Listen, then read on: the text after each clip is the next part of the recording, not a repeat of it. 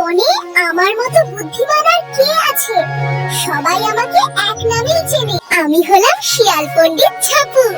আহা, কিসের যেন খুব মিষ্টি গন্ধ আসছে। পেটে তো ইঁদুর দম দিচ্ছে, আর জম্পেশ একটা ভোজ হওয়া দরকার।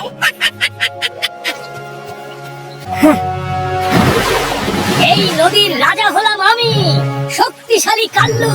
আমার এক একটা থাবায় কত জোর। তোর সেটা কি কেউ জানে? এটা কি পাখির বাচ্চা নাকি উড়ন্ত মাছ? ধুর, আমার মাথায় তো কিছুই ঢুকছে না। বন্ধু কাল্লু, আর কতদিন এভাবে বসে থাকবে? চলো আমরা দুজনে মিলে চাষবাস করি। ও, অনেক ফসল ফলাবো আর মহানন্দে খাবো। ও, দারুণ হবে বন্ধু। আমি তো অনেক শক্তিশালী। তুমি শুধু বলবে কি করতে হবে। চলো আজ থেকেই আমরা চাষি হয়ে যাই। বন্ধু, এবার আমরা আলু চাষ করব, তবে শর্ত হলো মাটির নিচের অংশ আমার আর গাছের উপরের অংশ তোমার। ঠিক আছে বন্ধু, আমি গাছের উপরের অংশটাই নেব।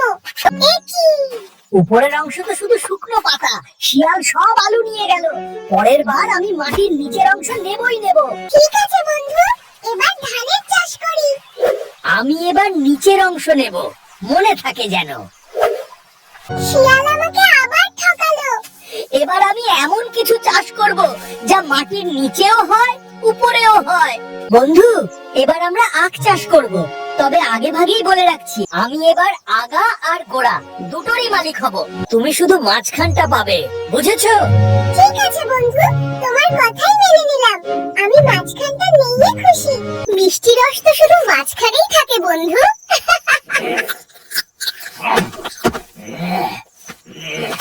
বন্ধু, রাগ করো না, আমি তো শুধু তোমার বুদ্ধি পরীক্ষা করছিলাম। চলো আজ দুজনে মিলে এই রসগোল্লা খাই। বাহ, এটা তো খুব মিষ্টি। বন্ধু, আমরা আর চাষবাস করব না, মিলেই থাকবো আর মাছ ধরে খাবো।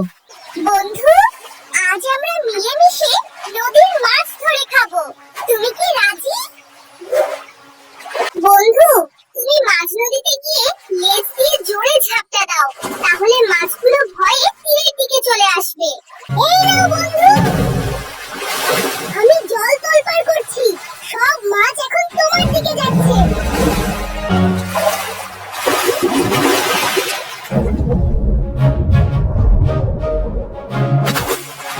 হুররে! কত মাছ! বন্ধু, তুমি দারুণ কাজ করছো। আরো মাছ আসছে। মাছগুলো খুব মিষ্টি বন্ধু, একসাথে কাজ করে আজ আমাদের পেট ভরে গেল। দেখলে তো বন্ধু, একতা থাকলে কোনো কাজই কঠিন নয়। আমরা সব সময় এভাবেই থাকবো। The end.